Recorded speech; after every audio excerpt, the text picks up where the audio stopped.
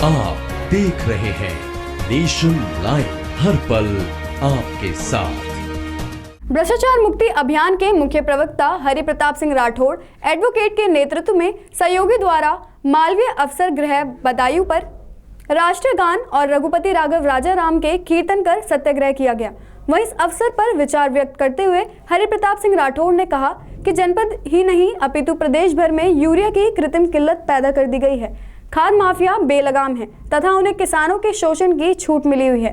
वहीं लंबे समय से कार्यरत अधिकारियों के संबंधी की जांच करना आवश्यक है। भ्रष्टाचार मुक्ति अभियान के सहयोगी शीघ्र ही कृषि, सहकारिता, चिकित्सा, ग्राम विकास अपितु खाद्य सुरक्षा विभाग के लंबे समय से जनपद में कार्यरत अधिकारियों के स्थानांतरण की मांग को लेकर अभियान चलाएंगे।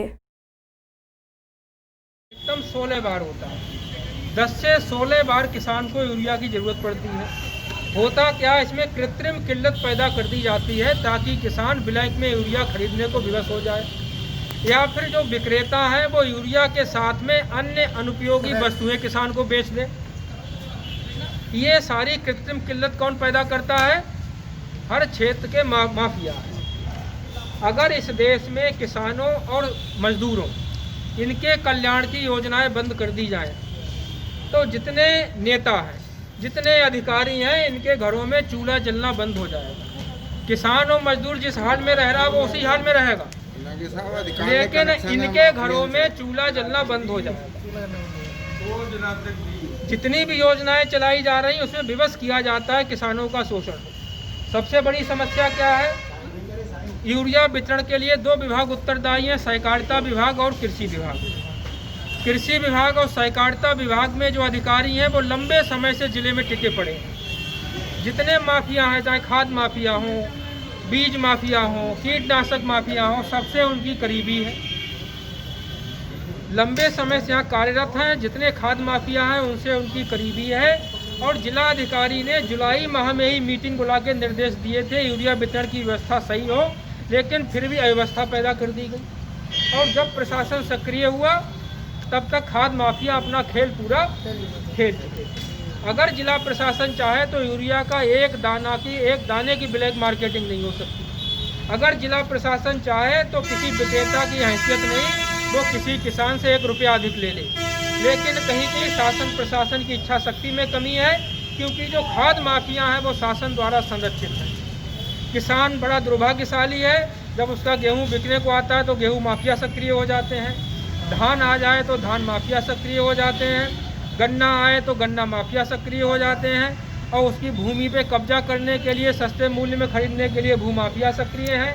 और अब उसे जब उर्वरक की आवश्यकता है तो खाद माफिया सक्रिय है। और शासन प्रशासन पूरा जब लूट हो गई खाद की, तब वो लगा पड़ा है प्रयास करने में। किसान की लूट हो गई तब प्रयास करने में लगा है। और सबसे गंभीर विषय ये है कि जिले में 6 विधायक हैं, 2 सांसद हैं, MLC भी हैं।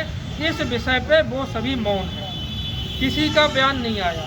किसी ने किसी जो है विक्रय केंद्र पर जाके निरीक्षण नहीं किया, अपने व्यक्ति नहीं भेजे, प्रशासन को निर्देश नहीं दिया, किसी अधिकारी को निर्देश नहीं दिया, कोई मीटिंग नहीं बुलाई अधिकारियों की। तो हमें ऐसा लग रहा है कि जो माफिया हैं वो कहीं न कहीं जनप्रतिनिधियों द्वारा भी संरक्षित हैं, जनप्रतिनिधियों का भी उनको समर्थन मिला हुआ है।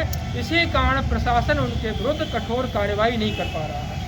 आज हमने 3 बिंदुओं को लेकर हम लोग जिलाधिकारी को ज्ञापन देंगे, मुख्यमंत्री को संबोधित ज्ञापन है, जिसमें हमारी पहली मांग है कि उर्वरक वितरण की होम डिलीवरी की व्यवस्था हो, किसान को उसके घर पर यूरिया उपलब्ध कराई जाए।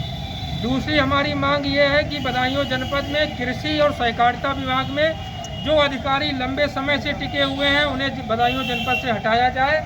तीसरी मांग है हमारी कृषि विभाग और सहकारिता विभाग के अधिकारियों की और उनके परिजनों की चल अचल संपत्ति की जांच हो, और इसके साथ ही उनके खाद माफियाओं से जो घनिष्ठ संबंध है इसकी जांच के लिए कमेटी बनाई जाए और उसकी जांच कराई जाए।